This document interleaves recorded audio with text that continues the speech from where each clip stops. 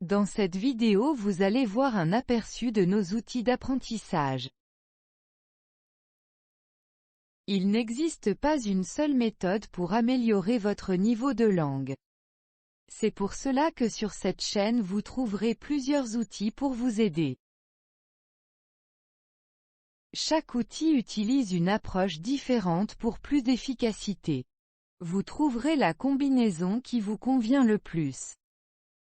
La recherche montre qu'il faut environ 17 répétitions pour qu'un mot entre dans la mémoire à long terme du cerveau.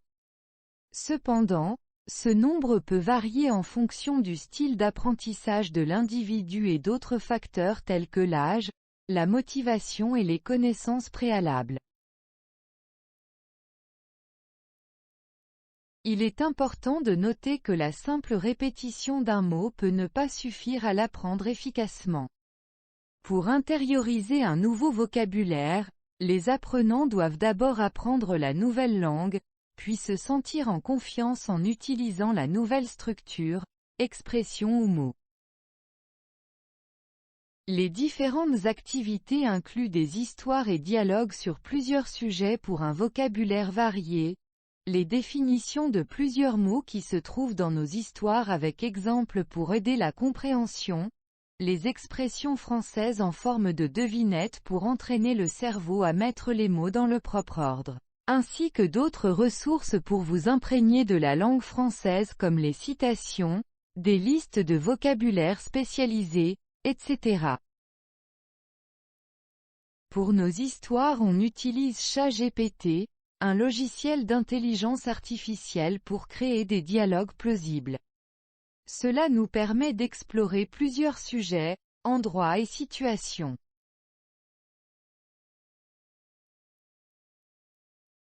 Les photos de plusieurs de nos personnages ont aussi été imaginées par des logiciels d'intelligence artificielle.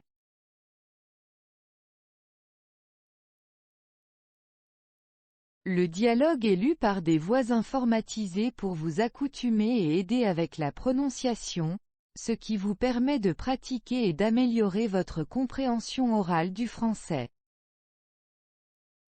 En français, il y a des lettres qui ne sont pas prononcées à la fin des mots, des sons qui n'existent pas dans d'autres langues, comme le son « u » français, et des liaisons entre les mots qui peuvent changer la prononciation d'un mot. Le meilleur moyen de maîtriser tout cela c'est d'écouter attentivement en lisant les mots puis répéter à haute voix ce que vous venez d'entendre. Voilà quelques idées que vous pouvez explorer. 1. Vous pouvez réduire la vitesse de la vidéo sur YouTube comme illustré ici.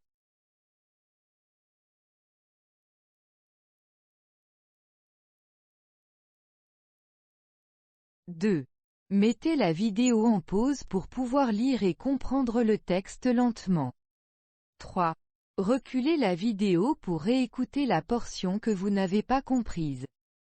4. Écoutez de nouveau après une période de temps. Pratiquez les 3 P.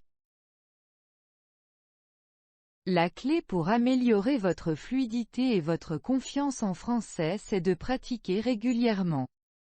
Pour cela on vous propose de nouvelles vidéos quotidiennement.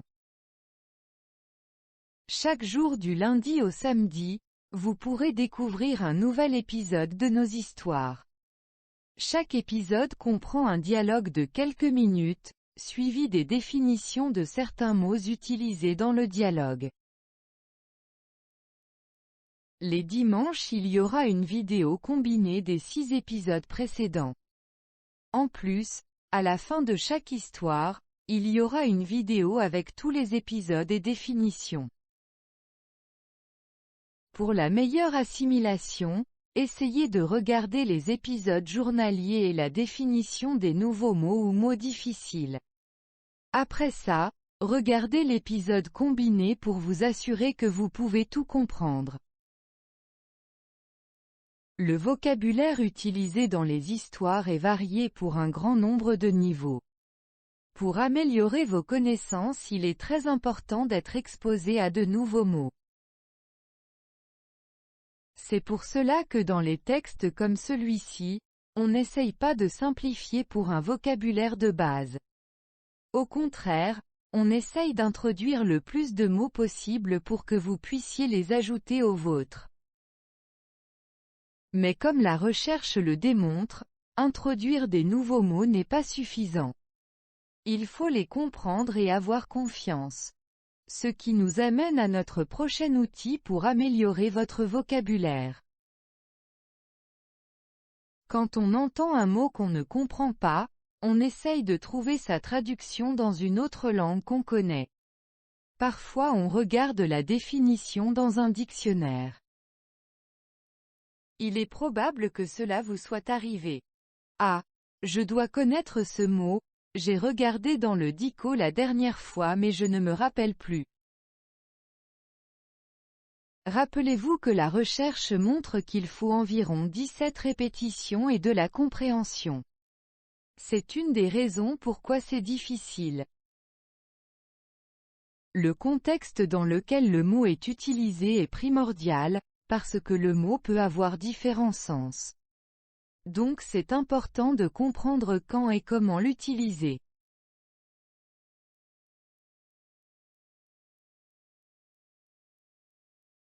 Que faire alors?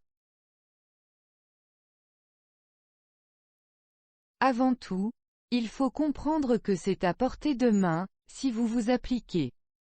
Vous serez surpris des résultats des bonnes pratiques. Introduire de nouveaux mots en isolation n'aide pas beaucoup. Sur cette chaîne, les mots de vocabulaire sont toujours reliés à la vidéo que vous regardez. À la fin de chaque épisode par exemple, les définitions de plusieurs mots suivront. Ceci vous permet d'avoir un accès immédiat, ce qui va beaucoup aider la compréhension. Pour vous encourager à prendre le temps d'écouter et de lire ces définitions, on a choisi un format plus engageant. Au lieu de vous limiter à un seul sens et à des définitions courtes comme dans les dicos, vous trouverez plusieurs exemples d'utilisation dans plusieurs contextes. Pour illustrer pourquoi on utilise cette méthode, révisons un peu le procédé d'un seul épisode où il y a des mots que vous ne comprenez pas. 1. Vous entendez et lisez ce mot une ou plusieurs fois durant le dialogue. Il est nouveau et vous ne comprenez pas à ce stade. 2. Le dialogue terminé, vous prenez le temps de lire et écouter la définition qui contient plusieurs exemples où le mot est utilisé plusieurs fois encore. 3. Vous reculez la vidéo pour écouter le dialogue de nouveau. Maintenant vous comprenez le sens. 4. Peut-être vous regardez aussi l'épisode combiné en fin de semaine. Est-ce que vous vous rendez compte que vous avez déjà répété ce mot peut-être 7 à 8 fois déjà? C'est presque la moitié du nombre requis pour qu'il rentre dans la mémoire à long terme du cerveau. Ces mêmes définitions sont aussi ajoutées à la playlist de vocabulaire. Les vidéos ont une durée moyenne d'environ 1 minute. Un autre aspect à considérer est que si on n'utilise pas les nouveaux mots de temps en temps, on commence à les oublier. Pour mitiger cela, on vous suggère l'exercice suivant. Quand vous avez du temps libre où vous pouvez pratiquer, mélangez cette playlist en la mettant en mode aléatoire.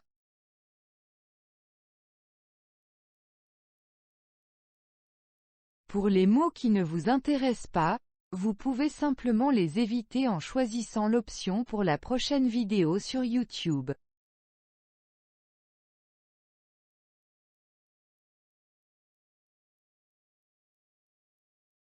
Comme ça vous pouvez contrôler la durée de votre session tout en pratiquant vos 3 P. Les expressions françaises sont importantes pour pouvoir comprendre les personnes natives. Quelques-unes sont utilisées souvent. Donc c'est important de comprendre leur sens, ce qui n'est pas toujours évident. Au lieu de vous présenter ces expressions avec leur sens, on a transformé les vidéos en forme de jeu où vous pouvez essayer de deviner le sens avant d'avoir la réponse. Les vidéos dans la playlist « Devinez l'expression française » sont présentées chaque mardi et vendredi. Ces exercices ont été conçus avec deux buts en tête. 1. Bien sûr pour vous familiariser avec toutes sortes d'expressions françaises avec une courte explication du sens. C'est essentiel pour comprendre la langue car elles sont utilisées dans les conversations quotidiennes et ajoutent de la saveur à la langue. Elles vous aideront à mieux comprendre les films ou la musique française. 2. En mélangeant les mots de l'expression, on pousse le cerveau à essayer de les mettre en ordre. Ça aide à comprendre comment former les phrases. Une fois après l'autre on devient plus confortable avec la langue et ça devient plus facile. Les exercices commencent par des expressions de 4 mots, puis 5 et continuent à devenir progressivement plus difficiles. Puisque c'est une vidéo, le temps entre les mots, l'indice et le résultat sont forcément fixes. On a dû choisir un délai qui pourrait ne pas être optimal pour tous. Pour les personnes avancées, vous pouvez faire une avance rapide, et pour ceux qui ont besoin de plus de temps vous pouvez pauser la vidéo aussi longtemps que nécessaire. Le dernier conseil est de revisiter la vidéo après un certain temps, spécialement si elle contenait de nouvelles expressions. Cela vous aidera à renforcer votre confiance et assurer une meilleure compréhension.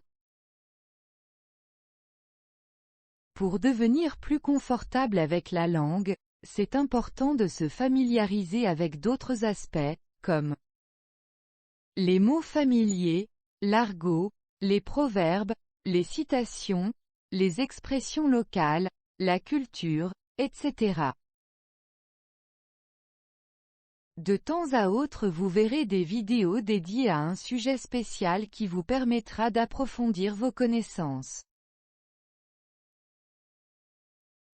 Si vous n'êtes pas encore très à l'aise avec la langue française, il est possible que vous trouviez nos vidéos intimidantes au début. Cependant, notre objectif est de vous aider à améliorer votre aisance en vous exposant le plus possible à la langue. Pour ce faire, nous utilisons plusieurs voies, sujets et outils différents. Notre approche ne vise pas à enseigner les bases de la langue française, car il existe de nombreux sites et méthodes qui le font très bien de manière traditionnelle. Nous vous offrons plutôt une nouvelle approche pour vous immerger dans la langue. Les programmes d'immersion sont souvent efficaces pour atteindre une aisance avec une langue. En vous donnant accès à plusieurs façons de le faire, nous espérons que vous pourrez progresser rapidement tout en restant chez vous. La chose la plus importante est la fréquence de votre pratique. Cela va être difficile au début, mais plus vous pratiquerez, plus cela deviendra facile. Pratiquez aussi souvent que vous le pouvez et de façon régulière. Pour devenir plus compétent en français, il n'y a malheureusement pas de formule magique. Ici on vous propose des outils pour vous aider, mais à la fin c'est à vous d'investir le temps nécessaire et de faire le travail. Bonne chance, et n'oubliez pas les 3 P. Cette première partie de la vidéo est la plus courte. Nous avons inclus des définitions pour plusieurs dizaines de mots ou expressions que certains d'entre vous pourraient avoir du mal à comprendre. C'est en prenant le temps de réviser les mots que vous n'avez pas compris que vous allez avancer. Vous pouvez choisir quoi regarder en naviguant les chapitres en suivant les instructions qui suivent. Maintenant nous allons réviser les définitions de quelques mots de vocabulaire qui sont apparus dans cette vidéo avec des exemples. C'est ChatGPT qui les a écrits. La liste des définitions qui suit couvre un grand nombre de niveaux, ce qui peut la rendre assez longue. Si vous n'êtes pas intéressé par certaines d'entre elles ou si vous en êtes déjà familier, vous pouvez facilement naviguer en utilisant les chapitres que nous avons créés pour vous. Vous trouverez les codes temporels des chapitres dans la description. Il vous suffit de cliquer sur la section qui vous intéresse pour y accéder directement. Ainsi, vous pouvez ne regarder que les mots qui vous intéressent. Les définitions peuvent contenir de nouveaux mots, des termes difficiles ou du français avancé. Notre intention est de vous exposer autant que possible à la langue française. Le contexte peut parfois aider à inférer les sens, mais vous êtes en contrôle, vous pouvez choisir le contenu qui vous convient et ignorer ce qui est difficile ou que vous n'aimez pas. Parfois, même si vous connaissez déjà un mot, vous pouvez toujours apprendre quelque chose de nouveau, que ce soit un autre sens ou grâce aux exemples inclus. L'expression « à ce stade » est souvent utilisée pour indiquer qu'on se trouve à un moment spécifique d'un processus ou d'une situation, généralement assez avancé ou important. Cela peut également signifier qu'on est arrivé à un certain point dans une discussion, un projet, etc. Voici quelques exemples d'utilisation de cette expression. À ce stade de la négociation, nous avons réussi à trouver un terrain d'entente. Nous avons effectué plusieurs tests et à ce stade, nous avons identifié la source du problème. À ce stade de la formation, les participants devraient être capables de comprendre les concepts de base. À ce stade de la compétition, nous avons déjà perdu 2 matchs, mais nous avons encore une chance de nous qualifier. L'expression « à portée de main » signifie qu'un objet, une information ou une personne est facilement accessible, à proximité immédiate et disponible rapidement. Voici quelques exemples. J'ai toujours mon téléphone portable à portée de main au cas où j'aurais besoin de contacter quelqu'un. Il est important de ranger ces outils de bricolage dans un endroit sûrement à portée de main pour éviter de les chercher partout en cas de besoin. Dans une ville, il est pratique de vivre dans un quartier où les magasins, les écoles et les transports publics sont à portée de main pour faciliter la vie quotidienne. Pour travailler efficacement, il est important d'avoir toutes les informations nécessaires à portée de main plutôt que de perdre du temps à les chercher. Accès immédiat se réfère à la possibilité d'obtenir immédiatement l'accès à quelque chose, sans avoir à attendre ou à passer par des étapes supplémentaires. Cela peut être utilisé dans de nombreux contextes différents, tels que les services en ligne, les produits, les informations, etc. Par exemple, un site web peut offrir un « accès immédiat » à des vidéos de formation en ligne une fois que vous avez acheté un abonnement.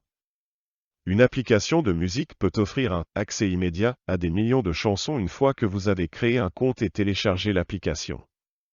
Un produit peut offrir un « accès immédiat » à une fonctionnalité spécifique sans que l'utilisateur ait besoin de passer par une série de paramètres ou de processus de configuration.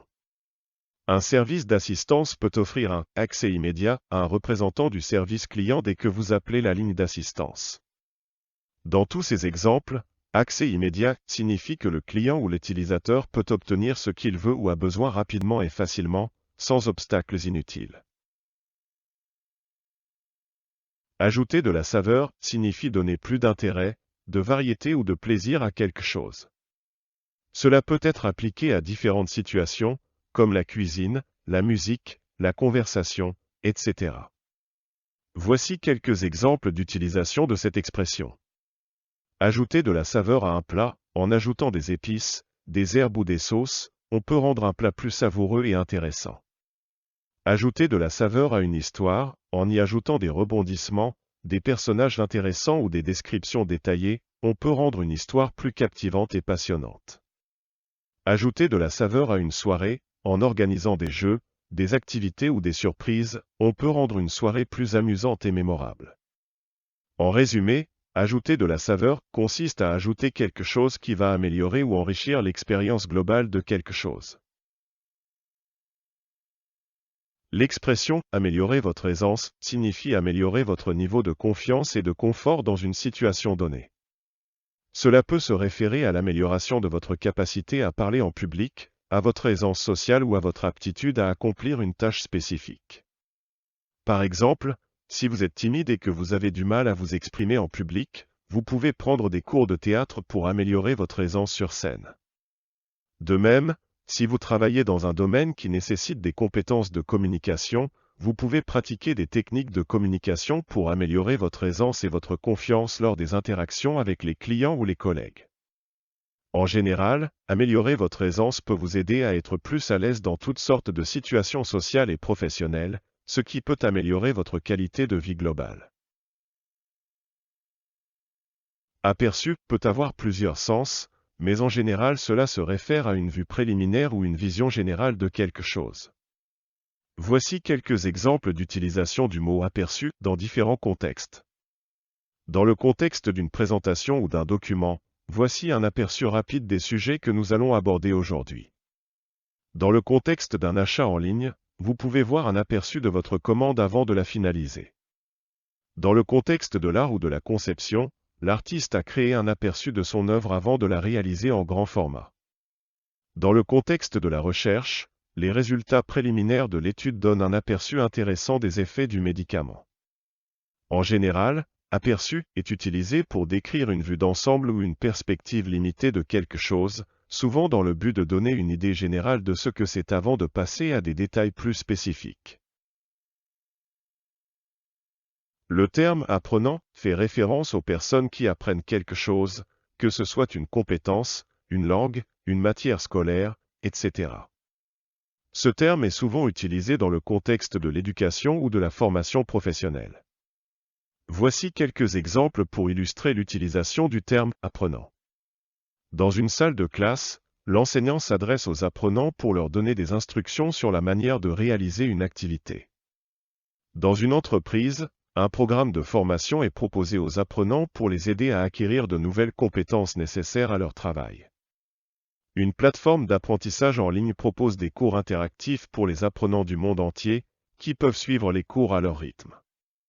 Lors d'une conférence, le conférencier invite les apprenants à poser des questions pour approfondir leur compréhension du sujet traité.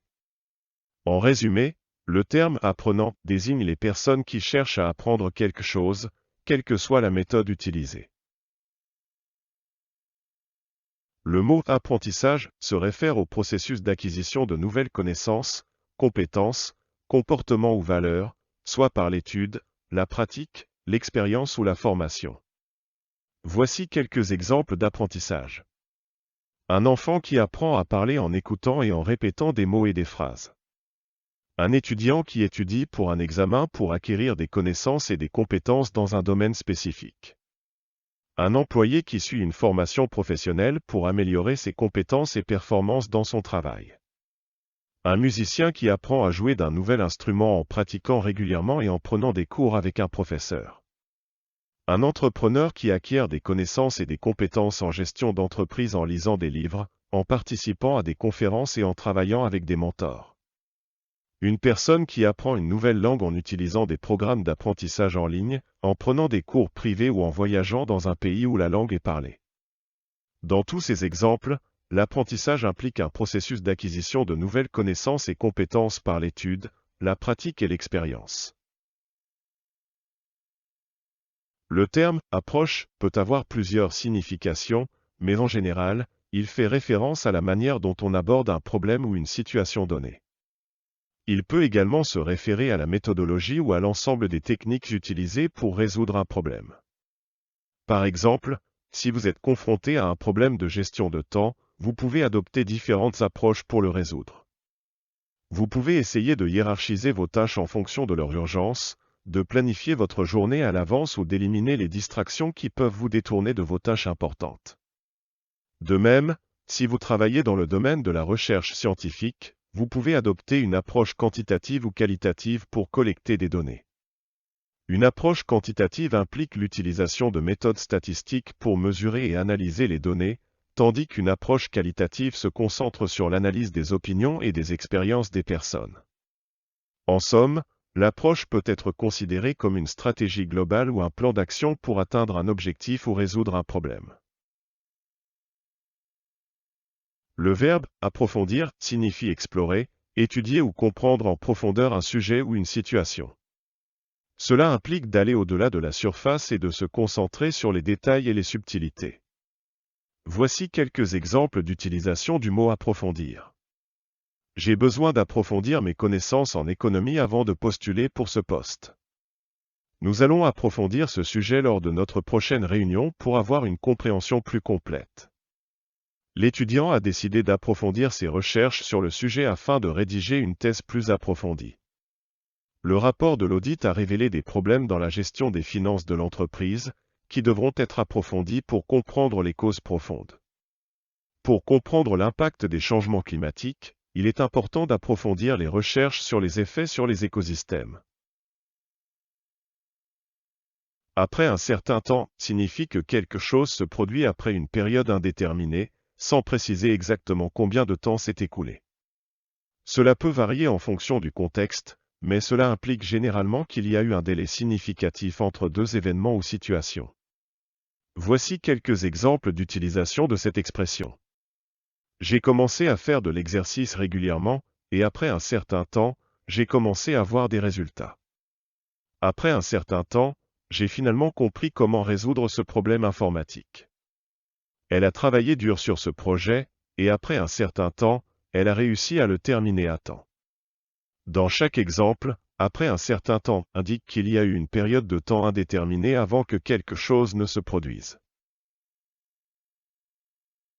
Le terme assimilation peut avoir plusieurs significations, mais dans le contexte général, il se réfère à l'acte d'intégrer de nouvelles connaissances ou de nouvelles informations à un ensemble de connaissances préexistantes.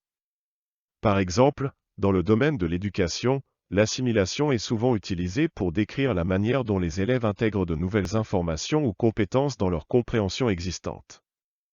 Dans ce contexte, l'assimilation peut être considérée comme un processus de compréhension qui implique l'intégration de nouvelles connaissances dans une structure de connaissances déjà existante.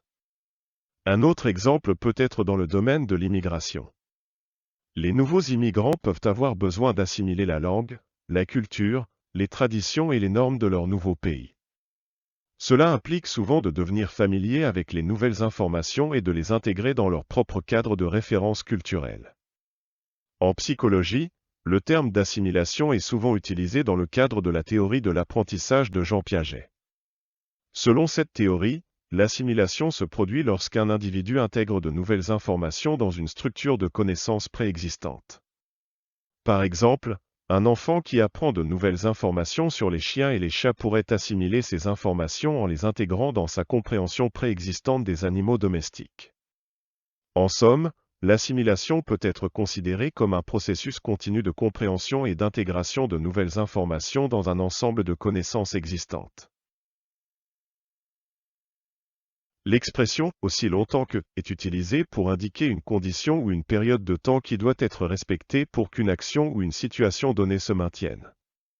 Cela implique que tant que la condition ou la période de temps spécifiée est respectée, l'action ou la situation continuera. Voici quelques exemples d'utilisation de « aussi longtemps que ». Tu peux jouer avec la console aussi longtemps que tu as fini tes devoirs. Dans ce cas, la personne doit finir ses devoirs avant de pouvoir jouer avec la console. Je vais continuer à travailler sur ce projet aussi longtemps que nécessaire. Dans ce cas, la personne travaillera sur le projet jusqu'à ce qu'il soit terminé, peu importe la durée. Le contrat est valable aussi longtemps que les deux parties sont satisfaites des termes. Dans ce cas, les deux parties doivent être satisfaites des termes du contrat pour qu'il reste valable. En résumé, aussi longtemps que est utilisé pour indiquer une condition ou une période de temps qui doit être respectée pour qu'une action ou une situation se maintienne. L'expression « but en tête » signifie avoir un objectif clair et déterminé à atteindre. Cela implique de mettre en place une stratégie et de travailler avec détermination pour atteindre cet objectif. Voici quelques exemples d'utilisation de cette expression. J'ai un but en tête. Terminer mon roman avant la fin de l'année. Notre entreprise a un but en tête, devenir leader du marché dans notre domaine. Il a travaillé avec but en tête pour décrocher ce poste. Elle est entrée dans la compétition avec but en tête et a fini par remporter la première place. En somme, avoir un but en tête est un état d'esprit qui peut aider à atteindre ses objectifs en fournissant la motivation et la direction nécessaires pour réussir. L'expression « c'est essentiel » signifie que quelque chose est absolument nécessaire, indispensable ou vital. Elle est souvent utilisée pour souligner l'importance d'une chose ou d'une action. Voici quelques exemples d'utilisation de cette expression. Pour réussir à l'examen, il est essentiel de bien étudier et de comprendre les concepts clés. Pour maintenir une bonne santé, il est essentiel de faire de l'exercice régulièrement et de manger équilibré. Dans une entreprise, la communication efficace entre les employés est essentielle pour assurer une bonne collaboration et une productivité maximale. Pour protéger l'environnement, il est essentiel de réduire notre consommation d'énergie et de promouvoir les énergies renouvelables. En bref, l'expression « c'est essentiel » est utilisée pour souligner l'importance et la nécessité d'une chose ou d'une action pour atteindre un certain objectif. Le mot « cadence » peut avoir plusieurs significations selon le contexte, mais en général, il se réfère au rythme, à la mesure ou au tempo d'une activité ou d'un processus. Voici quelques exemples. Dans la musique, la cadence est le rythme ou le tempo d'une chanson ou d'un morceau de musique. Par exemple, on peut parler d'une cadence rapide pour un morceau de musique avec un tempo rapide, ou d'une cadence lente pour un morceau de musique avec un tempo plus lent. Dans la danse, la cadence se réfère à la mesure ou au rythme de la musique que l'on suit en dansant. Par exemple, on peut parler d'une cadence rapide pour une danse endiablée, ou d'une cadence lente pour une danse plus romantique. Dans le travail, la cadence peut se référer à la vitesse ou au rythme auquel on travaille. Par exemple, on peut parler d'une cadence soutenue pour un travail qui demande beaucoup d'efforts physiques ou mentaux, ou d'une cadence modérée pour un travail qui permet de prendre son temps. Dans la parole, la cadence se réfère au rythme et à la mélodie des phrases que l'on prononce. Par exemple, on peut parler d'une cadence monotone pour une personne qui parle d'une voix plate et ennuyeuse, ou d'une cadence enjouée pour une personne qui parle avec entrain et enthousiasme. En résumé, la cadence se réfère généralement au rythme ou au tempo d'une activité ou d'un processus, qu'il s'agisse de musique, de danse, de travail ou de parole. L'expression « ce n'est pas évident » signifie que quelque chose n'est pas facile à comprendre, à réaliser ou à résoudre. Cela implique que la tâche peut être difficile, compliquée ou nécessiter des compétences particulières. Par exemple, la physique quantique n'est pas évidente à comprendre pour la plupart des gens. Assembler un meuble IKEA peut parfois être un défi, ce n'est pas évident. Résoudre cette énigme n'est pas évident, il faut être très astucieux. L'expression « ce qui nous amène à » est souvent utilisée pour introduire un nouveau sujet ou une nouvelle idée qui est en lien avec ce qui vient d'être mentionné précédemment. Elle sert à indiquer une transition entre deux idées, en soulignant le lien logique entre elles. Voici quelques exemples d'utilisation de cette expression. J'ai beaucoup travaillé sur ce projet ces dernières semaines. Ce qui nous amène à l'étape suivante, la présentation des résultats devant l'équipe de direction. Nous avons constaté une augmentation significative du nombre de ventes ce trimestre. Ce qui nous amène à réfléchir à des stratégies pour renforcer notre présence sur le marché.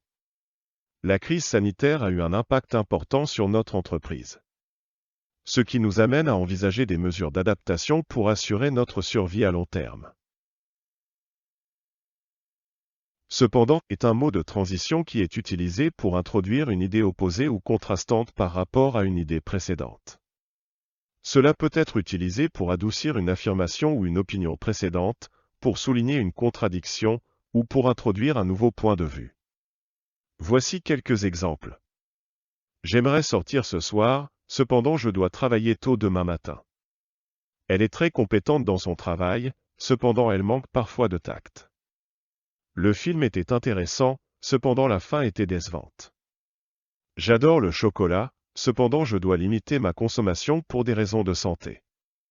Le voyage était agréable, cependant le temps était mauvais pendant quelques jours. Dans ces exemples, cependant, est utilisé pour introduire une idée opposée ou contrastante par rapport à ce qui a été précédemment énoncé. Cela permet de nuancer ou de mettre en perspective une affirmation, ou d'indiquer un changement de direction dans la discussion. Le mot « cerveau » fait référence à l'organe principal du système nerveux central des êtres humains et des animaux. C'est l'organe responsable du contrôle de toutes les fonctions corporelles, y compris la pensée, la mémoire, la perception, la conscience et le mouvement. Voici quelques exemples d'utilisation du mot « cerveau ». Mon cerveau est fatigué après une longue journée de travail. Les scientifiques étudient le cerveau pour mieux comprendre comment fonctionne l'esprit humain. Un traumatisme crânien peut endommager le cerveau et causer des problèmes de mémoire et de cognition. Les artistes et les écrivains s'inspirent souvent de leur cerveau pour créer de nouvelles œuvres. Les neurologues utilisent des techniques d'imagerie cérébrale pour visualiser l'activité du cerveau pendant différentes tâches et activités. Le mot « chaîne » peut avoir plusieurs significations en fonction du contexte dans lequel il est utilisé. Voici quelques exemples. 1. Un objet qui relie deux choses. Dans ce sens, une chaîne est un objet fait de maillons en métal ou en plastique qui sert à relier deux choses ensemble. Par exemple, une chaîne peut être utilisée pour attacher un vélo à un poteau. 2. Une série d'éléments reliés les uns aux autres. Dans ce sens, une chaîne est une série d'éléments qui sont reliés les uns aux autres. Par exemple, une chaîne de montage est une série de postes de travail qui sont reliés les uns aux autres pour fabriquer un produit. 3. Une série de magasins ou de restaurants appartenant à la même entreprise. Dans ce sens, une chaîne est une série de magasins ou de restaurants qui sont tous gérés par la même entreprise. Par exemple, McDonald's est une chaîne de restaurants qui est présente dans de nombreux pays. 4. Une série de programmes ou de vidéos diffusés sur une plateforme en ligne. Dans ce sens, une chaîne est une série de programmes ou de vidéos qui sont diffusés sur une plateforme en ligne. Par exemple, YouTube est une plateforme qui propose de nombreuses chaînes de vidéos sur des sujets variés. En résumé, le mot « chaîne » peut désigner un objet physique qui relie deux choses, une série d'éléments reliés les uns aux autres, une série de magasins ou de restaurants appartenant à la même entreprise, ou une série de programmes ou de vidéos diffusés sur une plateforme en ligne. Les citations font référence à la reproduction ou la répétition de mots, de phrases ou de discours d'une autre personne. Elles sont souvent utilisées pour étayer un argument, ajouter de l'autorité ou de la crédibilité à un point de vue ou pour fournir des preuves à l'appui d'une thèse. Voici quelques exemples de citations. La vie est soit une aventure audacieuse, soit rien du tout. Hélène Keller. Le véritable signe d'intelligence n'est pas la connaissance mais l'imagination. Albert Einstein. Le pouvoir de l'imagination nous rend éternels. John Muir.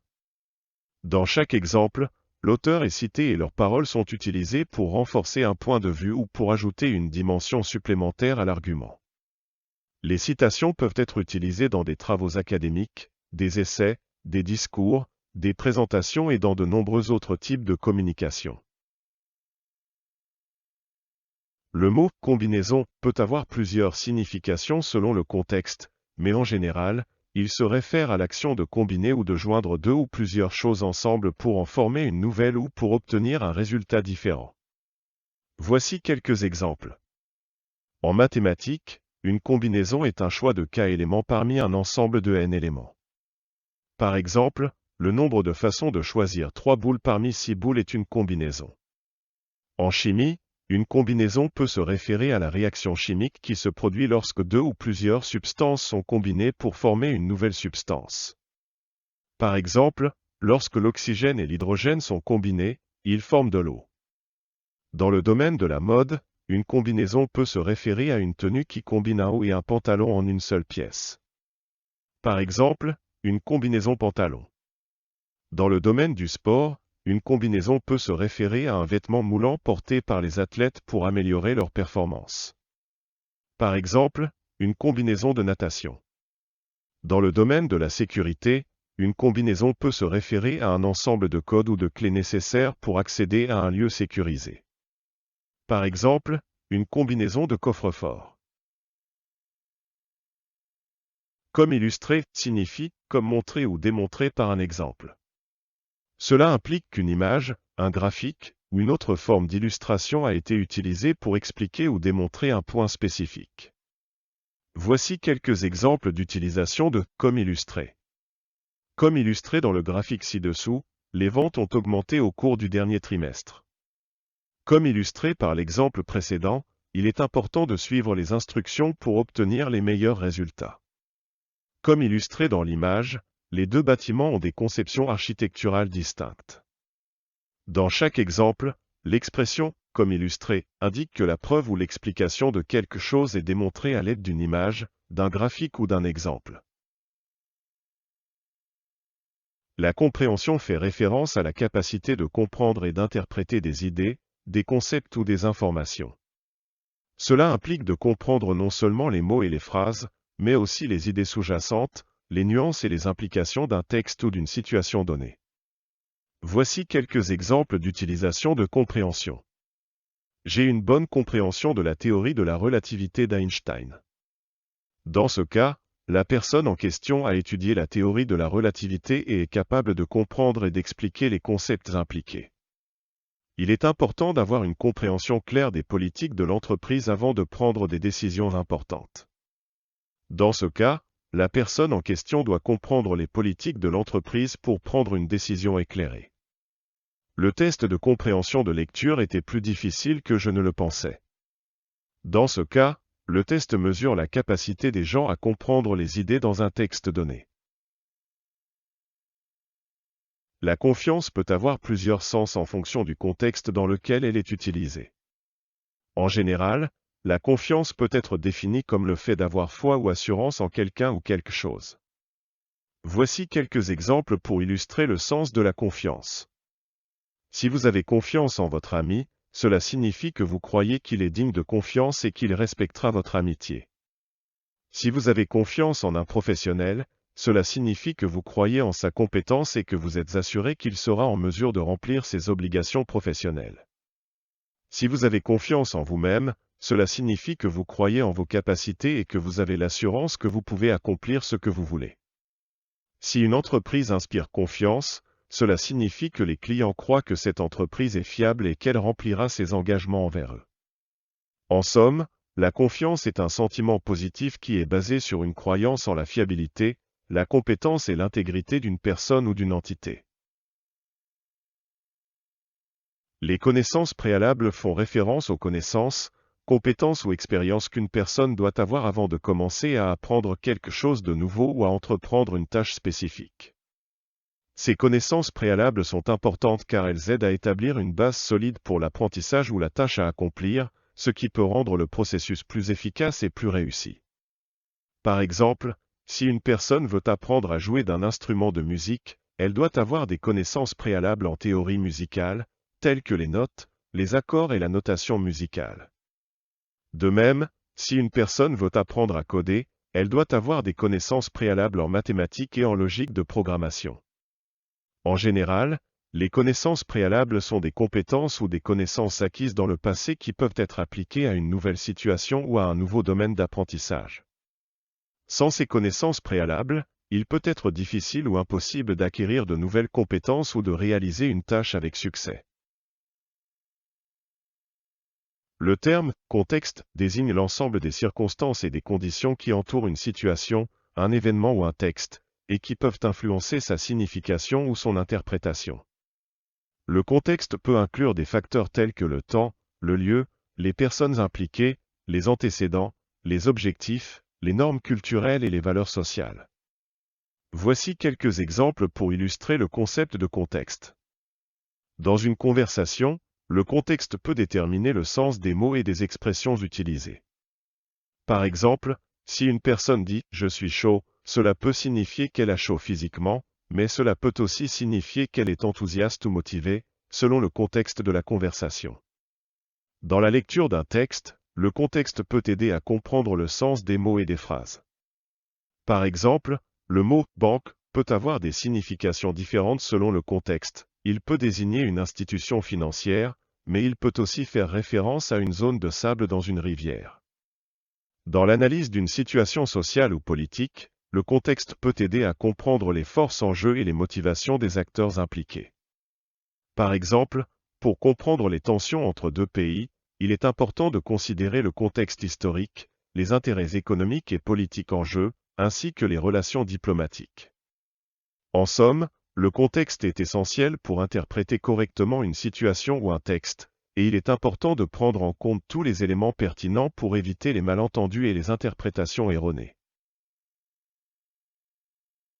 Le mot « devinette » désigne une question ou une énigme posée comme un jeu, dont la réponse doit être devinée. C'est souvent une question amusante qui demande un peu de réflexion ou de logique pour être résolue. Voici quelques exemples de devinettes. Qu'est-ce qui a 4 pattes le matin, 2 le midi et 3 le soir? Réponse, l'homme, qui rampe sur ses 4 membres bébés, marche sur 2 jambes adultes et utilise une canne en vieillissant. Je suis pris avant de naître, et pourtant je ne meurs jamais. Qui suis-je? Réponse, le temps. Je suis toujours devant tout le monde, mais personne ne peut me dépasser. Qui suis-je? Réponse, l'avenir.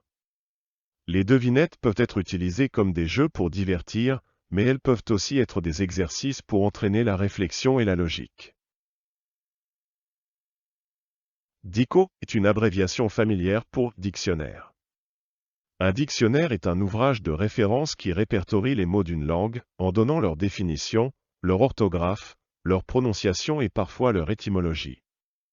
Il peut être utilisé pour améliorer la connaissance et l'utilisation d'une langue, pour vérifier l'orthographe et le sens d'un mot, ou pour découvrir de nouveaux mots. Voici quelques exemples d'utilisation du mot DICO. J'ai besoin de mon DICO pour vérifier l'orthographe de ce mot. Les enfants ont ouvert le DICO pour chercher des mots rigolos. Ce DICO est très complet, il donne même des exemples d'utilisation des mots. Tu devrais consulter un DICO de synonymes pour enrichir ton vocabulaire. Les linguistes utilisent souvent des DICO spécialisés pour étudier les langues anciennes.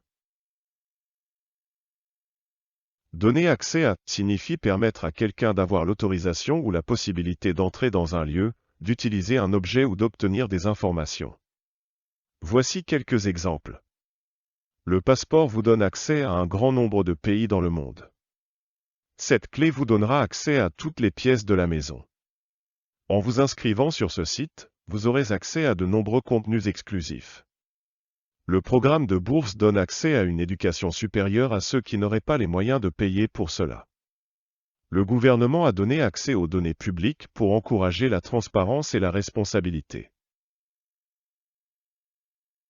La durée moyenne est le temps moyen qu'il faut pour réaliser une activité ou un processus. Elle peut être calculée en prenant la somme de tous les temps de réalisation et en la divisant par le nombre total de réalisations.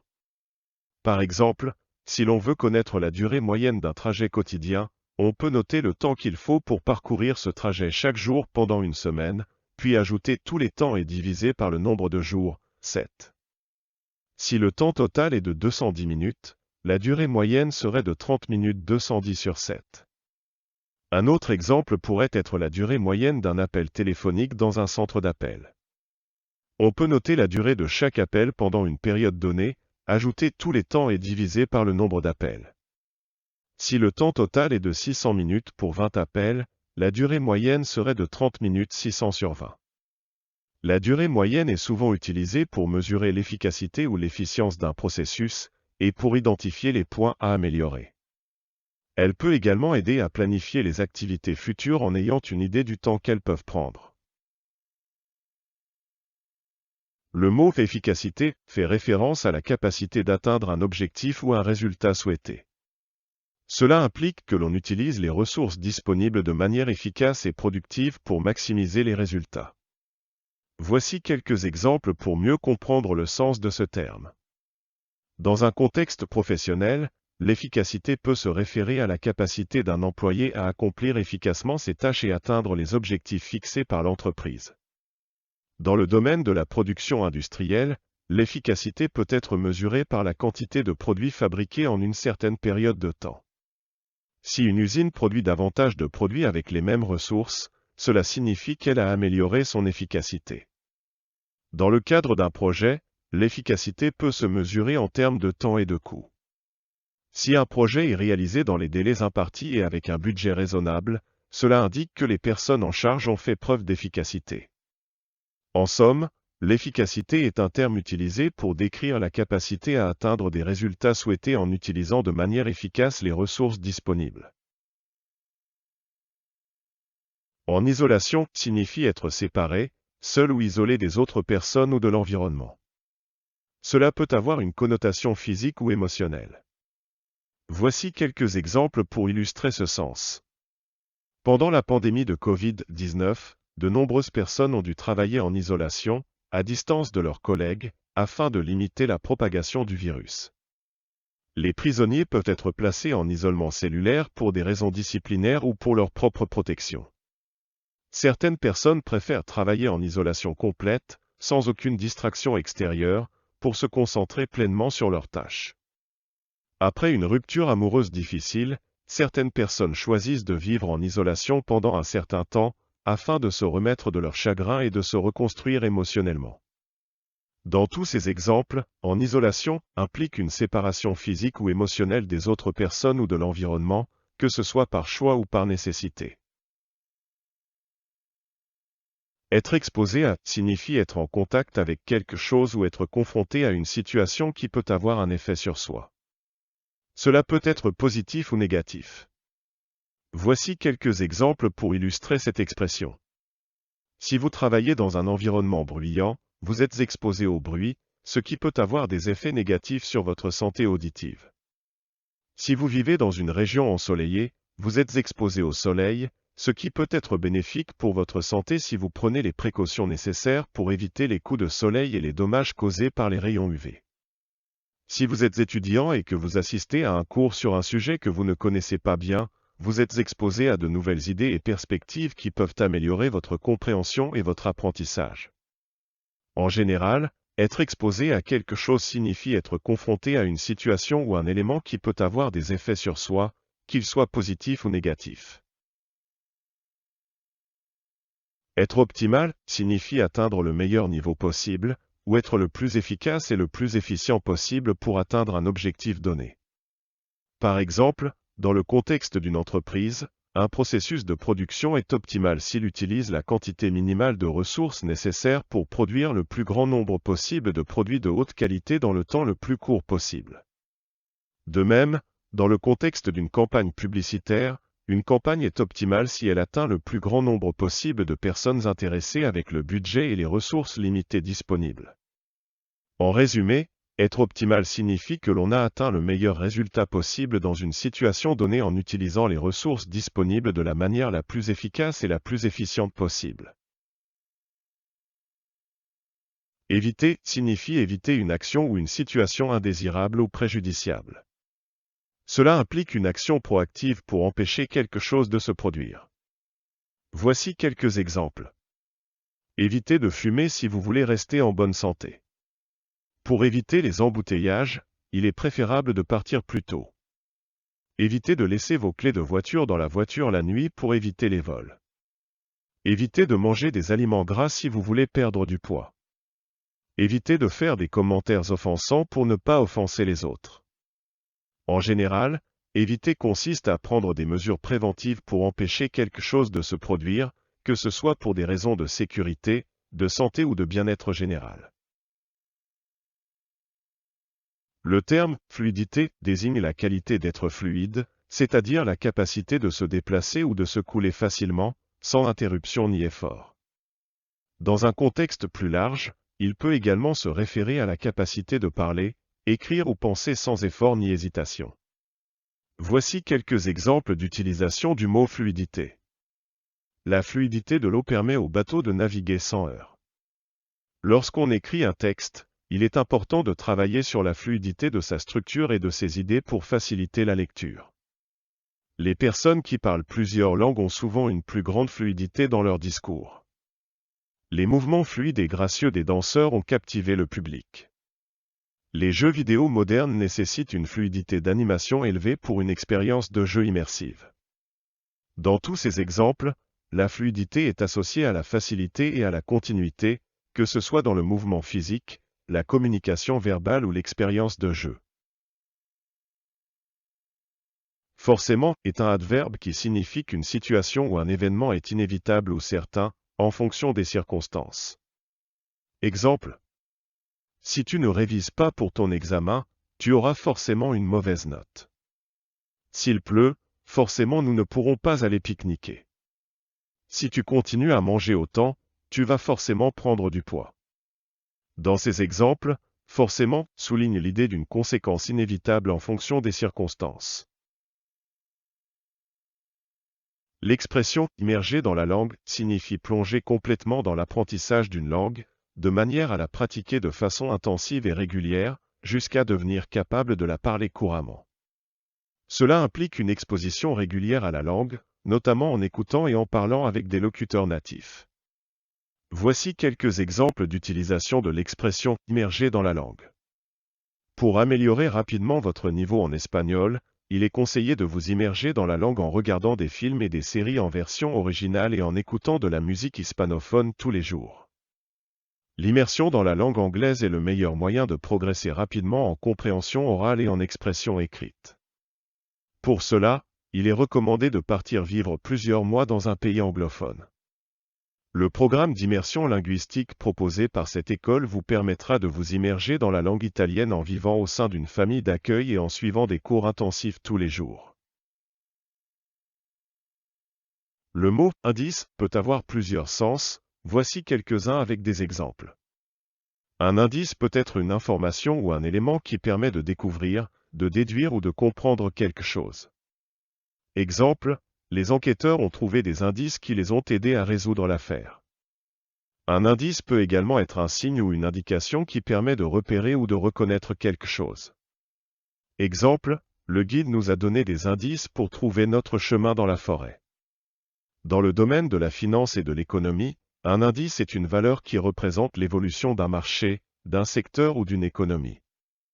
Exemple, le CAC 40 est l'indice boursier qui reflète l'évolution des 40 plus grandes entreprises françaises.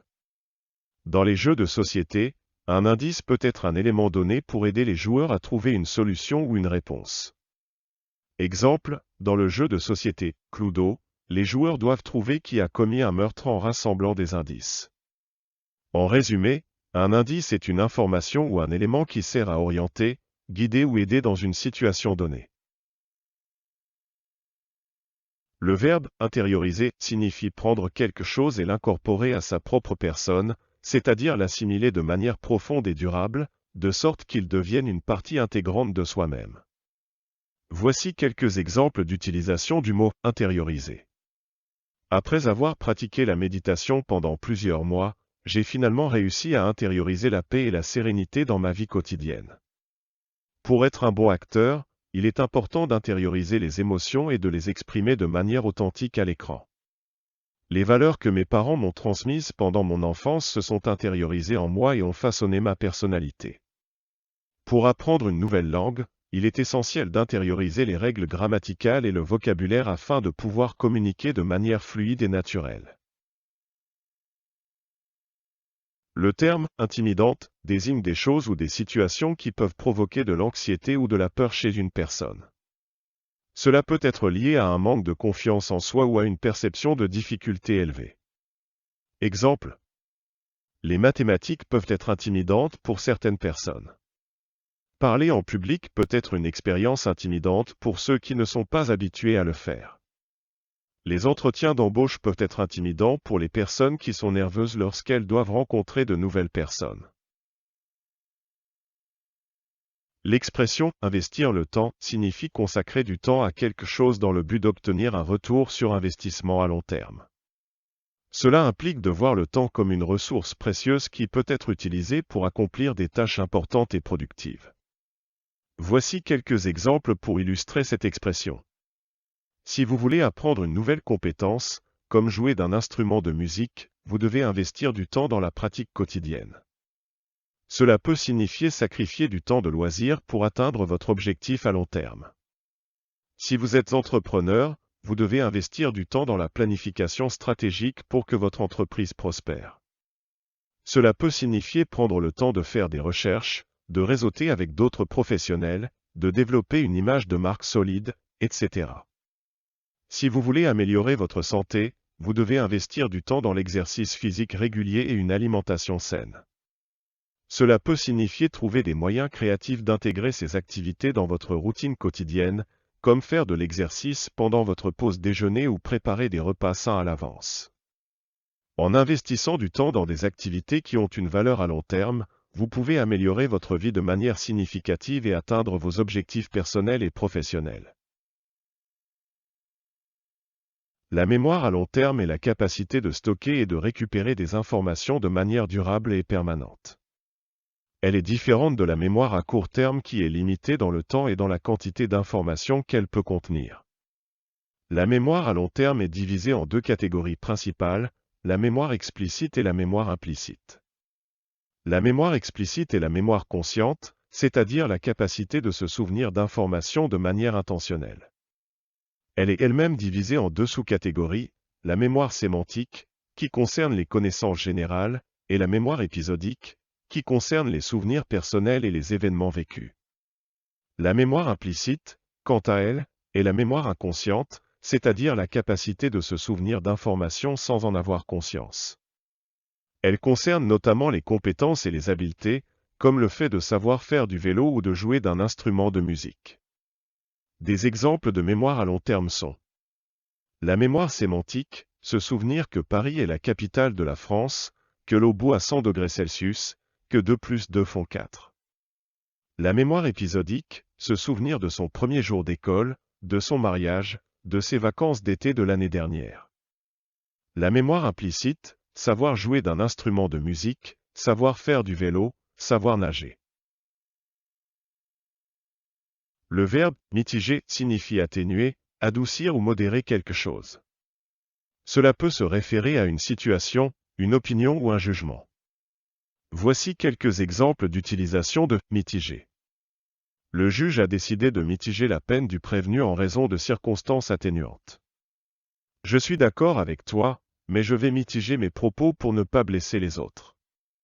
Le rapport du gouvernement a mitigé les prévisions économiques en raison des incertitudes liées à la pandémie. En général, mitiger est utilisé pour indiquer qu'une situation ou un jugement est moins sévère qu'il ne l'aurait été autrement.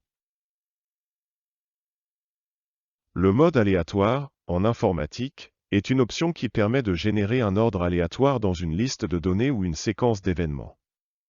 Cette option est couramment utilisée dans les programmes informatiques tels que les jeux vidéo, les applications de musique, les bases de données, les algorithmes de tri, etc. Le mode aléatoire peut être utile dans de nombreux cas, notamment pour offrir une expérience différente à chaque fois que l'utilisateur interagit avec le programme. Par exemple, un lecteur de musique qui utilise le mode aléatoire pour sélectionner les chansons jouera à chaque fois une liste différente de chansons, créant ainsi une expérience musicale unique à chaque fois. Voici quelques exemples d'utilisation du mode aléatoire. Dans un jeu vidéo, le mode aléatoire peut être utilisé pour générer des cartes, des ennemis et des événements aléatoires, offrant ainsi une expérience de jeu différente à chaque fois que le joueur joue. Dans une application de tri de données, le mode aléatoire peut être utilisé pour mélanger la liste des données avant de la trier, créant ainsi un ordre de tri différent à chaque fois. Dans une application de recommandation, le mode aléatoire peut être utilisé pour sélectionner aléatoirement des éléments à recommander à l'utilisateur, offrant ainsi une diversité dans les suggestions proposées. La motivation se réfère au désir, à l'enthousiasme ou à l'énergie qui pousse une personne à agir ou à atteindre un objectif. Cela peut être interne, où la personne est motivée par des aspirations personnelles et des intérêts, ou externe, où la motivation est due à des récompenses ou des pressions extérieures. Voici quelques exemples pour mieux comprendre le concept de motivation. Un étudiant peut être motivé à réussir ses examens parce qu'il veut atteindre son objectif professionnel, ou parce qu'il veut être fier de lui-même. Un athlète peut être motivé à s'entraîner dur et à s'améliorer parce qu'il veut gagner une compétition, ou parce qu'il veut être en bonne santé et en forme. Un employé peut être motivé à travailler dur et à atteindre ses objectifs parce qu'il veut être promu ou gagner un bonus, ou parce qu'il croit en la mission et les valeurs de son entreprise. En général, la motivation est un élément clé pour atteindre le succès dans de nombreux aspects de la vie, qu'il s'agisse d'une carrière, d'un loisir ou d'un projet personnel. Navigant est un terme qui peut avoir plusieurs significations, selon le contexte. Cependant, généralement il signifie se déplacer sur l'eau à l'aide d'un bateau ou d'un navire ou parcourir un site web ou une application pour y trouver des informations spécifiques. Exemple. Nous avons passé une journée à naviguer sur le lac en bateau. En naviguant sur Internet, j'ai trouvé une recette délicieuse. Le guide touristique nous a aidés à naviguer dans la ville. Naviguer dans cette application peut être difficile si vous ne savez pas où chercher. L'expression « ne vise pas » indique que l'objectif n'est pas de faire quelque chose ou d'atteindre un certain but. Elle est souvent utilisée pour préciser l'intention ou la finalité d'une action. Exemple 1. Ce livre ne vise pas à donner des réponses toutes faites, mais plutôt à encourager la réflexion personnelle sur le sujet. Dans cet exemple, l'auteur précise que le but du livre n'est pas de fournir des solutions toutes faites, mais plutôt d'inciter le lecteur à réfléchir par lui-même. Exemple 2. Cette formation ne vise pas à former des experts en la matière, mais plutôt à donner les bases nécessaires pour comprendre le sujet. Dans cet exemple, l'objectif de la formation est de donner les connaissances de base, mais pas de former des experts. Le terme « niveau de langue » fait référence au niveau de compétence d'une personne dans l'utilisation d'une langue spécifique. Il peut être utilisé pour décrire la capacité d'une personne à parler, lire, écrire et comprendre une langue. Les niveaux de langue peuvent varier en fonction du contexte, de la situation ou du public cible. Voici quelques exemples pour illustrer le concept de niveau de langue. Un enfant qui apprend sa langue maternelle peut avoir un niveau de langue de base, car il est en train d'acquérir les compétences nécessaires pour communiquer efficacement dans sa langue. Un étudiant qui étudie une langue étrangère à l'école peut avoir un niveau de langue intermédiaire, car il a déjà acquis les bases de la grammaire et du vocabulaire, mais il doit encore améliorer sa capacité à communiquer dans des situations plus complexes. Un professionnel qui doit utiliser une langue étrangère pour communiquer avec des clients ou des partenaires peut avoir un niveau de langue avancé, car il est capable de comprendre et de s'exprimer avec précision dans un contexte professionnel. Dans un contexte littéraire, un auteur peut utiliser différents niveaux de langue pour créer des effets stylistiques et émotionnels. Par exemple, un auteur peut utiliser un langage soutenu pour créer une atmosphère solennelle ou un langage familier pour créer une ambiance plus détendue. Nombre requis se réfère à la quantité nécessaire d'un certain objet, d'une certaine ressource ou d'une certaine personne pour atteindre un certain objectif ou une certaine norme. Cela peut être utilisé dans divers contextes tels que les affaires, les projets, les événements, etc. Voici quelques exemples. Dans le cadre d'un projet de construction, le nombre requis d'ouvriers peut varier en fonction de la taille du projet et de l'échéance. Pour organiser un événement, le nombre requis de chaises, de tables, de couverts et de personnel peut varier en fonction du nombre de participants attendus. Dans une entreprise, le nombre requis d'employés peut être déterminé en fonction de la charge de travail et de la capacité de production. En résumé, nombre requis fait référence à une quantité spécifique nécessaire pour atteindre un objectif spécifique. Notre objectif fait référence à l'objectif ou le but que l'on veut atteindre dans un contexte donné. Cela peut être un objectif individuel ou collectif. Le « notre » peut désigner une équipe, une organisation ou une entreprise, par exemple. Exemple. Notre objectif est d'atteindre un chiffre d'affaires de 10 millions d'euros cette année. Notre objectif en tant qu'équipe est de gagner la compétition. Notre objectif est de fournir le meilleur service client possible à nos clients. Notre objectif personnel est de devenir plus confiant en public. Le terme « nouvelle structure » fait référence à une organisation, une disposition ou une architecture différente ou nouvellement mise en place. Il peut s'agir d'une entreprise, d'une institution, d'un système, d'un produit ou d'un projet qui a été remodelé ou réorganisé dans le but d'optimiser son fonctionnement ou d'améliorer ses performances. Voici quelques exemples. Une entreprise peut mettre en place une nouvelle structure organisationnelle pour mieux répondre aux besoins de ses clients ou pour améliorer la communication interne entre les différents départements. Une ville peut décider de mettre en place une nouvelle structure de gestion des déchets pour réduire l'impact environnemental et améliorer la qualité de vie de ses habitants. Un projet de recherche peut nécessiter une nouvelle structure de collaboration entre les différents partenaires pour maximiser l'efficacité et la productivité. Une organisation non gouvernementale peut mettre en place une nouvelle structure de financement pour diversifier ses sources de revenus et assurer sa pérennité financière. En somme, le terme « nouvelle structure » implique un changement significatif dans l'organisation ou la disposition d'une entité ou d'un projet, visant à en améliorer les performances ou à mieux répondre aux besoins de ses utilisateurs ou de ses bénéficiaires. Le terme « nuance » se réfère à des différences subtiles ou légères entre des choses, des idées ou des opinions qui peuvent être difficiles à distinguer sans une attention particulière aux détails. Les nuances peuvent exister dans de nombreux domaines, y compris la couleur, la tonalité de la voix, les idées politiques ou philosophiques, les émotions, la signification d'un mot, et bien plus encore. Par exemple, si quelqu'un dit « je ne suis pas en colère », juste un peu contrarié, la nuance subtile est que la personne est ennuyée ou agacée, mais pas vraiment en colère. Un autre exemple pourrait être la différence entre deux teintes de la même couleur, comme le bleu ciel et le bleu turquoise, qui ont des nuances différentes. Comprendre les nuances est important pour avoir une compréhension précise et approfondie d'un sujet. Il peut également aider à éviter les malentendus ou les interprétations erronées. L'expression « ont été conçus » signifie que quelque chose a été créé, élaboré ou développé selon une intention ou un plan spécifique. Voici quelques exemples d'utilisation de cette expression. Ces bâtiments ont été conçus pour résister aux tremblements de terre. Ce logiciel a été conçu pour être facile à utiliser, même pour les débutants. Ces chaussures ont été conçues pour les coureurs professionnels. Cette campagne publicitaire a été conçue pour cibler les jeunes adultes. Dans chaque exemple, ont été conçus indique que l'objet en question a été créé dans un but spécifique et qu'il a été élaboré en fonction de ce but. Le mot « outil » fait référence à des instruments ou des moyens utilisés pour effectuer une tâche spécifique ou pour atteindre un objectif particulier.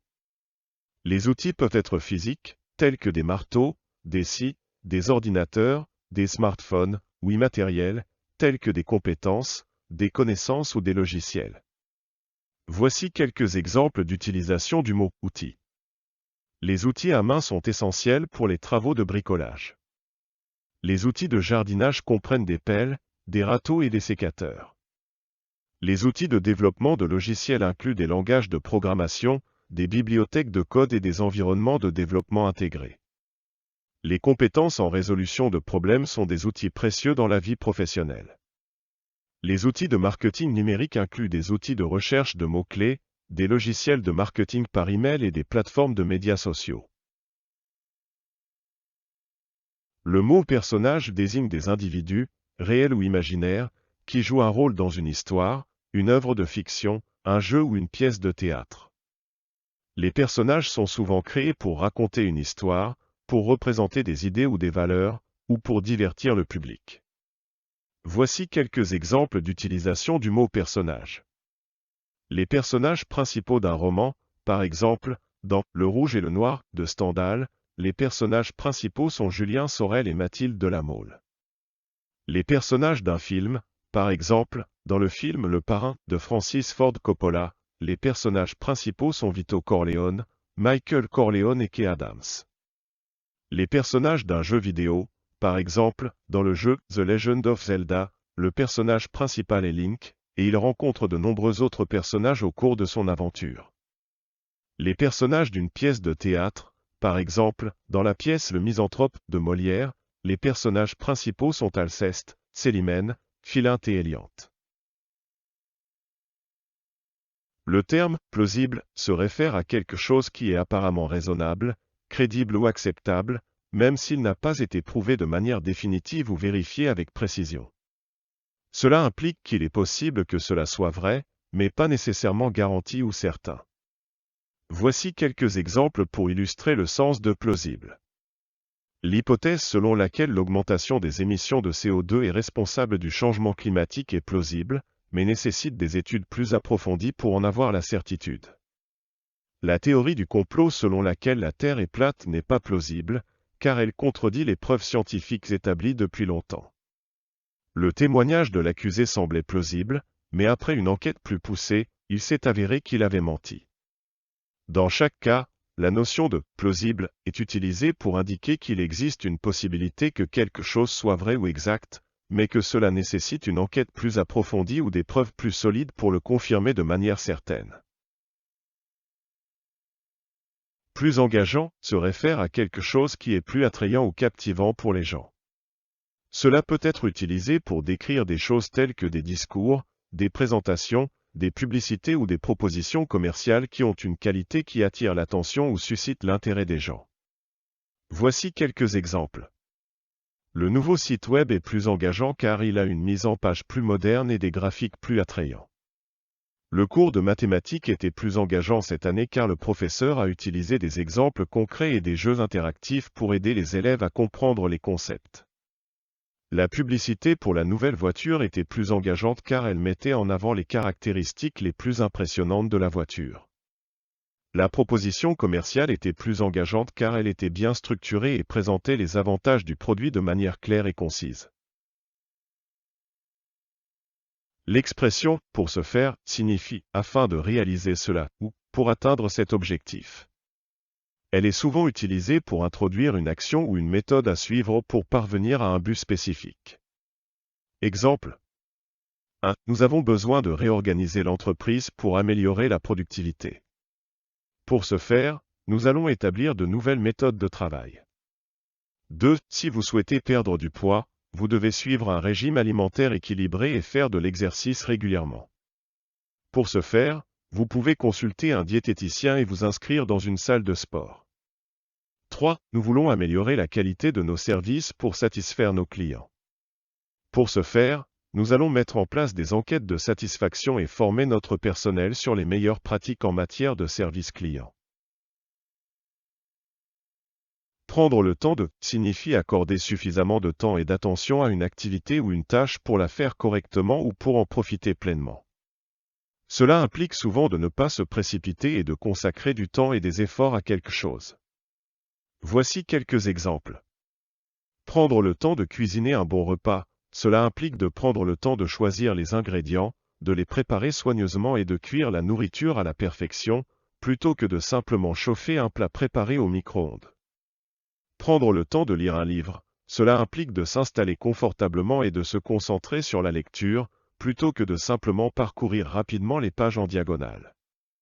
Prendre le temps de discuter avec quelqu'un, cela implique de donner toute son attention à la personne et d'écouter attentivement ce qu'elle dit, plutôt que de la couper ou de se désintéresser de la conversation.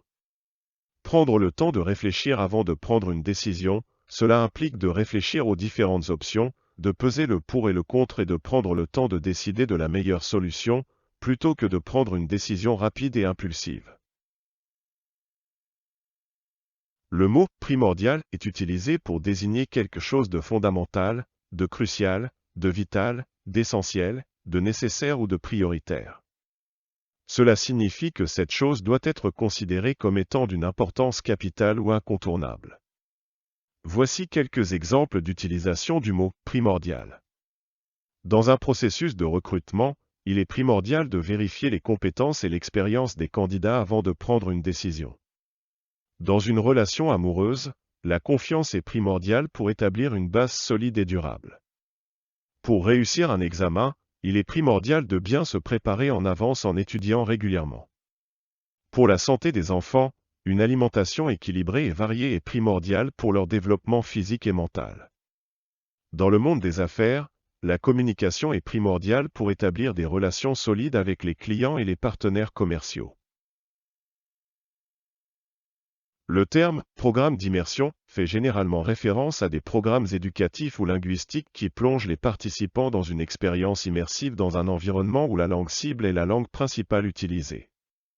L'objectif est de permettre aux participants d'améliorer rapidement leur maîtrise de la langue en les exposant constamment à celle-ci, en les obligeant à communiquer en elle et en leur offrant une expérience d'apprentissage pratique et culturellement authentique. Par exemple, une école de langue peut offrir un programme d'immersion totale où les étudiants vivent avec des familles d'accueil et suivent des cours de langue pendant la journée. Ils sont encouragés à utiliser la langue cible à tout moment et sont exposés à la langue et à la culture de manière intensive et continue. De même, une entreprise peut offrir un programme d'immersion linguistique pour les employés qui travaillent à l'étranger, afin de faciliter leur adaptation à un nouvel environnement culturel et d'améliorer leur capacité à communiquer efficacement avec des collègues et des clients locaux. Progressivement signifie de manière progressive, en faisant des progrès étape par étape, en avançant graduellement. Cela implique souvent une progression lente et constante vers un but ou une fin. Exemple. J'ai commencé à courir progressivement pour éviter les blessures. Nous avons augmenté progressivement la difficulté de l'exercice pour que les participants ne soient pas trop dépassés. Elle a progressivement appris à parler français en écoutant des enregistrements et en pratiquant avec des locuteurs natifs. Que faire alors est une expression utilisée pour demander des conseils ou des suggestions pour résoudre un problème ou une situation difficile. Cela peut également être une question que l'on se pose lorsqu'on se trouve confronté à plusieurs options et qu'on ne sait pas quelle décision prendre. Par exemple, si une personne a des difficultés à trouver un emploi, elle peut demander « Que faire alors pour améliorer mes chances de trouver un travail ?» Ou bien, si quelqu'un est confronté à un choix difficile, comme choisir entre deux offres d'emploi, il peut se demander « Que faire alors ?» En général, cette expression montre un certain niveau d'incertitude ou de confusion face à une situation et cherche à trouver des solutions ou des suggestions pour y remédier. Quotidiennement est un adverbe qui signifie chaque jour ou tous les jours. Cela implique une fréquence régulière, quotidienne ou journalière. Voici quelques exemples d'utilisation de « quotidiennement » dans des phrases. Il est recommandé de se brosser les dents quotidiennement pour une bonne hygiène bucco-dentaire. Les journaux sont publiés quotidiennement, sauf le dimanche. Nous avons une réunion d'équipe quotidiennement pour discuter des avancements du projet. Mon frère s'entraîne quotidiennement pour devenir un meilleur joueur de football. Le médicament doit être pris quotidiennement pour un traitement efficace. En résumé, quotidiennement décrit une action ou une habitude qui est accomplie tous les jours. Le mot « quotidienne » est un adjectif qui se réfère à quelque chose qui se produit tous les jours ou qui est effectué chaque jour. Il peut également faire référence à quelque chose qui est habituel ou régulier. Voici quelques exemples d'utilisation de « quotidienne » dans des phrases. Les tâches ménagères telles que la lessive, la vaisselle et le balayage font partie de mes activités quotidiennes. Les journaux et les bulletins d'information télévisés sont d'excellentes sources d'informations sur les événements quotidiens. Pour maintenir une bonne hygiène bucco-dentaire, il est important de se brosser les dents 2 fois par jour, en plus de passer la soie dentaire et de rincer avec un bain de bouche, ce qui peut être considéré comme des pratiques quotidiennes. Les routines quotidiennes, telles que la pratique d'un instrument de musique ou l'exercice physique, peuvent aider à maintenir une discipline et à améliorer les compétences. Le verbe « réduire » signifie généralement diminuer la quantité ou la taille de quelque chose. Voici quelques exemples d'utilisation du mot « réduire ». Réduire les coûts, diminuer les dépenses pour économiser de l'argent. Réduire la vitesse, abaisser la vitesse d'un véhicule ou d'un processus pour des raisons de sécurité ou d'efficacité. Réduire le nombre de salariés, diminuer le nombre d'employés dans une entreprise ou une organisation. Réduire une recette, préparer une sauce ou une préparation culinaire en faisant évaporer une partie de l'eau ou du liquide qu'elle contient. Réduire en cendres, brûler quelque chose jusqu'à ce qu'il ne reste plus que des cendres. Réduire en miettes, briser ou émietter quelque chose en petits morceaux. En somme, réduire peut être utilisé dans différents contextes pour indiquer une diminution ou une transformation en quelque chose de plus petit ou de plus simple. Régulièrement est un adverbe qui signifie de manière régulière, à intervalles réguliers, conformément à une certaine régularité. Cela implique une certaine fréquence ou une certaine constance dans l'action ou l'événement décrit. Voici quelques exemples d'utilisation de régulièrement. Je vais régulièrement à la gym 3 fois par semaine. Je m'entraîne régulièrement pour améliorer mon jeu de tennis. Il est important de se brosser les dents régulièrement pour une bonne hygiène bucco-dentaire. Nous devons tenir des réunions régulières pour assurer la communication au sein de l'équipe. Le jardinier vient régulièrement tondre la pelouse et entretenir les plantes du jardin. Dans tous ces exemples, régulièrement implique une certaine fréquence ou une certaine constance dans l'action ou l'événement décrit. Le verbe « renforcer » signifie généralement augmenter la force, la solidité ou l'efficacité de quelque chose ou de quelqu'un. Cela peut se faire de plusieurs façons, par exemple en ajoutant plus de matériel pour rendre quelque chose plus solide ou en fournissant une formation supplémentaire pour renforcer les compétences de quelqu'un. Voici quelques exemples d'utilisation de « renforcer » dans différents contextes. Les travailleurs ont renforcé les poutres pour assurer la sécurité du bâtiment. Le gouvernement a décidé de renforcer les lois sur la sécurité routière pour réduire le nombre d'accidents. L'entraîneur a renforcé la défense de l'équipe pour éviter de concéder des buts. La police a renforcé la sécurité autour du bâtiment pour éviter tout risque d'intrusion. La société a renforcé sa présence sur les réseaux sociaux pour atteindre un public plus large. Le terme « répétition » désigne le fait de répéter quelque chose plusieurs fois. Cela peut s'appliquer à différentes situations, par exemple. Dans le domaine de l'apprentissage, les répétitions peuvent aider à mémoriser une information ou à acquérir une compétence. Par exemple, lors de l'apprentissage d'une langue étrangère, il est courant de faire des répétitions de vocabulaire ou de grammaire. Dans le domaine sportif, les répétitions peuvent être utilisées pour améliorer la technique et renforcer les muscles. Par exemple, un joueur de football peut faire des répétitions de frappe au but pour améliorer sa précision.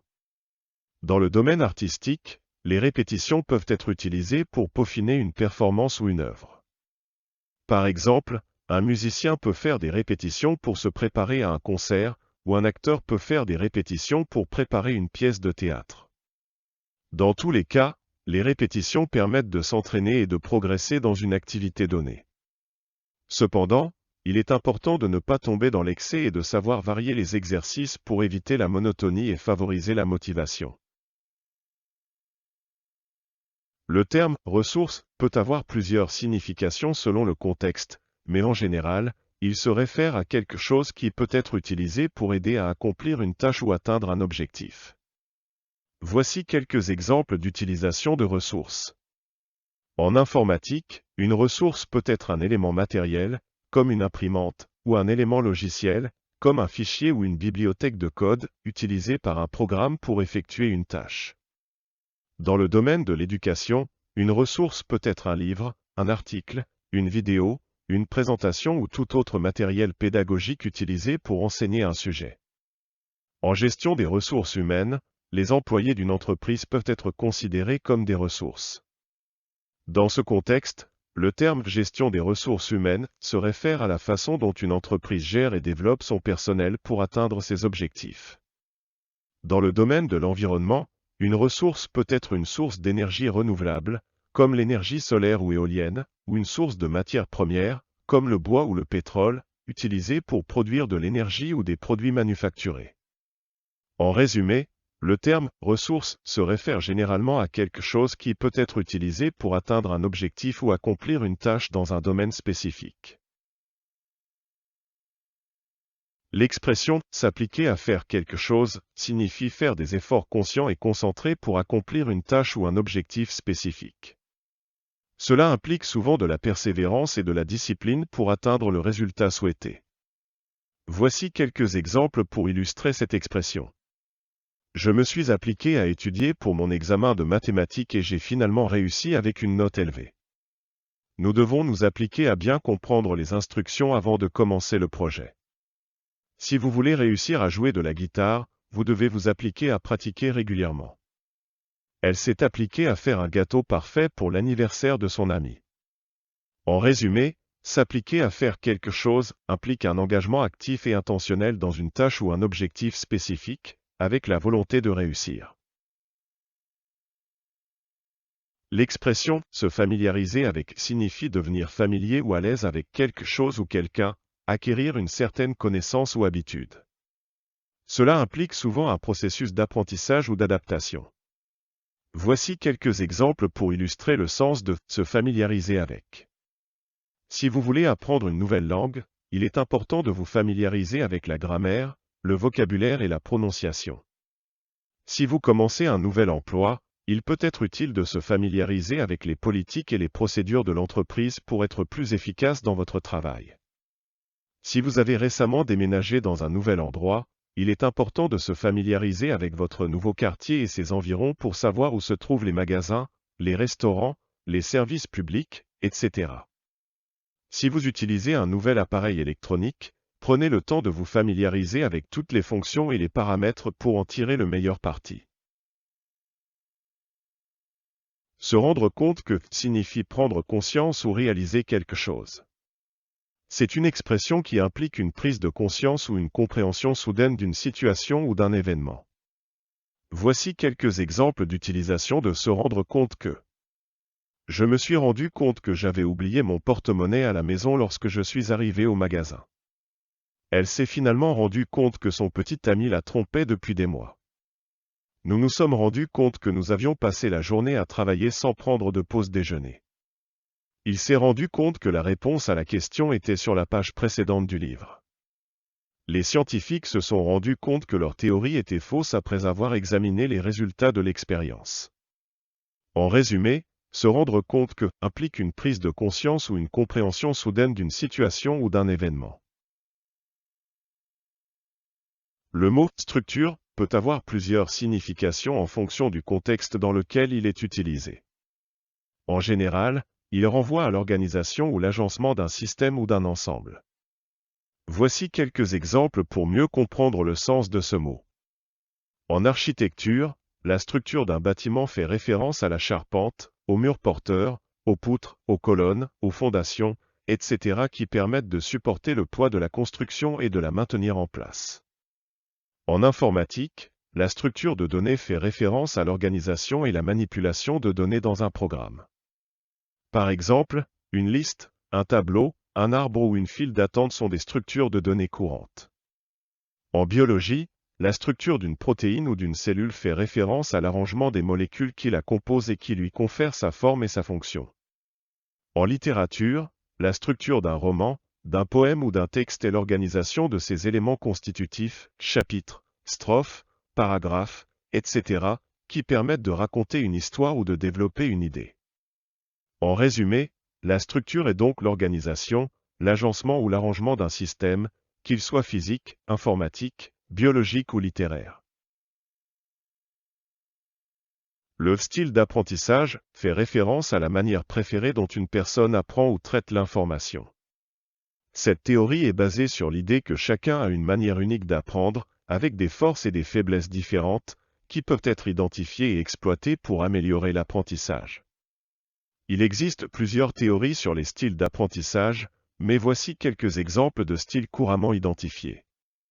Le style visuel, les apprenants visuels préfèrent utiliser des images, des graphiques, des schémas ou des couleurs pour comprendre et retenir l'information. Ils peuvent avoir du mal avec des instructions verbales ou des textes longs et préfèrent voir des exemples. Le style auditif, les apprenants auditifs préfèrent écouter des explications verbales, des conférences ou des enregistrements audio pour comprendre et retenir l'information. Ils peuvent avoir du mal à se concentrer dans des environnements bruyants ou avec des distractions visuelles. Le style kinesthésique, les apprenants kinesthésiques préfèrent apprendre en faisant, en pratiquant ou en utilisant des exemples concrets. Ils peuvent avoir du mal à rester assis pendant de longues périodes ou à apprendre en regardant simplement des diapositives ou des vidéos. En connaissant son propre style d'apprentissage, une personne peut adapter son environnement d'apprentissage pour mieux répondre à ses préférences et améliorer sa capacité d'apprentissage. Le mot « varié » signifie « diversifié » ou « qui présente une grande variété ».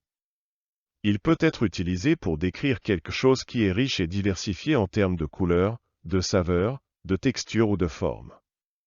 Voici quelques exemples d'utilisation du mot « varié ». Le menu du restaurant offre un choix varié de plats, allant des plats végétariens aux steaks juteux. La vie dans la ville est très variée, avec des festivals, des concerts et des expositions toute l'année. Le paysage est très varié dans cette région, allant des montagnes escarpées aux vastes plaines. La faune marine est très variée dans cette région, avec des dauphins, des baleines, des phoques et des otaries. Le style architectural dans cette ville est très varié, allant des bâtiments modernes aux bâtiments historiques en pierre. En résumé, varié peut être utilisé pour décrire quelque chose qui est riche et diversifié en termes de choix, de couleurs, de saveurs, de textures, de formes ou de style. Le vocabulaire spécialisé se réfère à un ensemble de termes et de phrases utilisés dans un domaine particulier ou une profession spécifique. Ces termes peuvent être techniques, scientifiques, médicaux, juridiques ou financiers, par exemple. Le vocabulaire spécialisé est souvent utilisé pour transmettre des informations précises et spécifiques dans un domaine particulier, et est généralement connu et compris uniquement par les personnes ayant une expertise dans ce domaine. Voici quelques exemples de vocabulaire spécialisé. En médecine, anesthésie, thrombose, chirurgie, cathéter. En droit, injonction, assignation, défendeur, plaignant. En finance, bourse, investissement, dividende, portefeuille. En informatique, programmation, base de données, système d'exploitation, cryptographie. Ces termes et expressions sont souvent utilisés dans des contextes spécifiques et ne sont pas familiers pour le grand public. Ils peuvent nécessiter une formation ou une éducation spécialisée pour être pleinement compris et utilisés correctement. Que pensez-vous de cette vidéo? Est-ce que vous trouvez que nos outils peuvent vous aider? Avez-vous des idées pour d'autres outils? Laissez vos commentaires ci-dessous.